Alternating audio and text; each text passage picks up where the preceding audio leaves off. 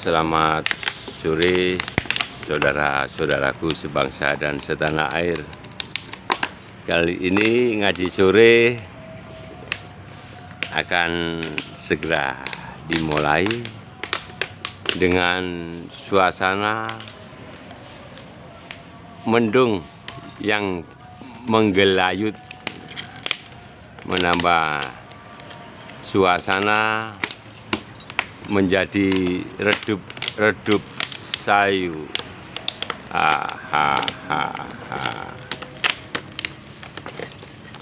Selamat sore Yang Wildo. Selamat sore. Bagaimana kabar? Selalu baik. Selalu baik. Ini ngomong-ngomong, ini ada teman yang ingin bertanya masalah apa yang membedakan agama dan spiritual.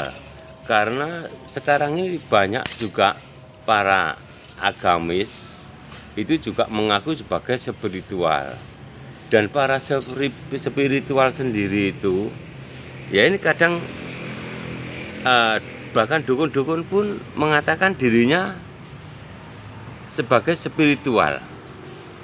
Ya ini kan kelihatannya rancu antara paranormal dan spiritual.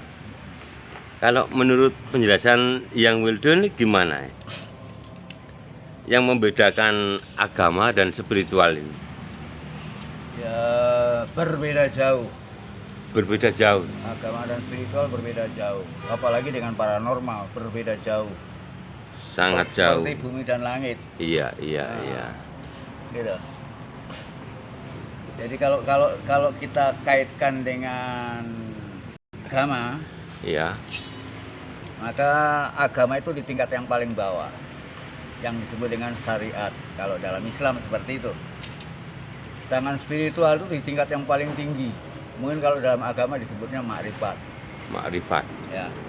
Sedangkan orang-orang dukun-dukun dan supranatural itu hanya di atas sedikit dari agama, yaitu torekot. Para dukun dan para paranormal, Iya. mereka baru menjalani laku-laku torekot yang disebut seringkali tirakat. Tirakat. Ya, Ada kata mereka hanya tirakat, baru iya. di wilayah torekot saja. Karena perbedaan yang mendasar antara spiritual dengan agama. Spiritual itu total. Spiritual itu kemurnian. Orang mencapai spiritual itu berarti mencapai sesuatu yang murni, bersih.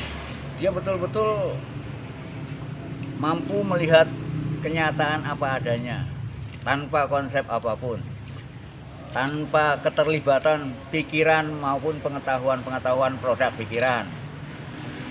Sementara orang-orang agama dengan paranormal, mereka masih ada di bawah pengaruh pikiran. Bahkan diantara mereka masih jadi budak-budak pikiran. Sedangkan sementara orang-orang spiritual adalah orang-orang yang sudah mampu membebaskan dirinya dari perbudakan dan penjajahan pikirannya. Jadi antara agama dan spiritual itu jauh beda banget. Iya. Untuk mencapai spiritual itu sendiri gimana yang prosesnya? Untuk mencapai spiritual, kalau jalan gampangnya gampang, ketokon gulumu. Artinya untuk mencapai spiritual itu kita nggak perlu dengan kepala, nggak perlu dengan otak, nggak perlu dengan pikiran. Iya. Gitu kan? Kita mencoba melihat kenyataan ini apa adanya. Dengan hati. Apa adanya. Bahkan tanpa perasaan, tanpa pikiran. Kita melihat kenyataan itu apa adanya, bersih dari semua pengaruh apapun, dari semua pengaruh subjektivitas kita sendiri. Gitu. Tuh, spiritualitas itu di sana. Oh iya. Kita mampu melihat Tuhan, kenyataan, bahkan mampu melihat diri kita sendiri itu bersih dari semua konsepsi, bersih dari semua keyakinan, bersih dari semua pemahaman. bersih dari semua pengetahuan produk pikiran. Itu spiritualitas. Lalu bagaimana dengan yang disebut filsafat itu, yang apa ada kaitannya dengan spiritual, yang Beda. beda juga? Filsafat itu adalah upaya mencari kebenaran, tapi melalui proses penalaran dengan disiplin-disiplin logika dan ilmiah yang begitu ketat. Tujuannya mencari kebenaran, tapi lewat proses penalaran. Murni pikiran. Murni pikiran. Ya.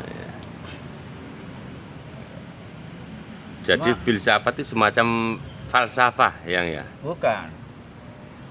Filsafat itu ya ilmu tentang pikiran Ilmu tentang pikiran. dan sejarah pemikiran. Gitu kan. Filsafat itu ilmu tentang bagaimana berpikir yang benar. Bagaimana mencari kebenaran secara sistematik, logika, ilmiah. Sedangkan falsafah itu kan, kalau di Indonesia memang ada kata-kata falsafah, filsafat bangsa, falsafah bangsa. Kalau itu pandangan hidup. Pandangan hidup. Ya. Sama sekali berbeda dengan ilmu filsafat. Kalau pandangan hidup, setiap bangsa punya falsafah masing-masing. Nah, misalnya Pancasila itu sebagai falsafah bangsa. Tapi kebanyakan para spiritual itu kelanjutannya larinya di filsafat juga itu, yang Ya keliru. bukannya? Bukan. Kalau filsafat itu murni pikiran. Orang-orang spiritual itu tidak lagi menggunakan pikiran. Kita betul-betul sudah melihat kenyataan apa adanya. Itu kalau spiritual. Sedangkan orang-orang filsafat iya, mampu menelaah semua objektivitas itu secara objektif, gitu. Juga orang-orang filsafat berusaha untuk tidak ada keterlibatan dengan subjek si penelaah, sehingga orang-orang filsafat juga mencoba untuk memahami apa yang ada secara objektif. Ya tujuannya memang sama, tapi apa yang dicapai oleh filsafat dengan apa yang dicapai oleh orang-orang spiritual beda. Namun demikian, orang-orang spiritual bisa menggunakan bahasa filsafat sebagai bahasa pengantar, sebagai bahasa penyampai. Karena bahasa betul, yang paling kritis, bahasa yang paling logis, bahasa yang paling memadai untuk bisa menyampaikan sesuatu yang tinggi deh, itu hanya bahasa filsafat. udah bahasa paling tinggi filsafat itu, yang karena bahasa filsafat itu sangat sistematik, sangat logis, sangat ilmiah. bahkan ada orang awam yang mengatakan kalau filsafat itu sebangsa klinik apa, itu gimana itu? Wah, itu orang nyasar itu. Orang nyasar itu, ya. Nyasar itu. Oh, itu namanya orang kurang pengetahuan itu. Iya. Kurang adoh kurang adoh dolane. Dolane ngopine kurang adoh. Ngopine kurang akeh. Kacau. Turune kurang apa? Kurang bengi. Turune kurang bengi. Gak doyan begadang. Wah, kok panas iki. Ya panas sih,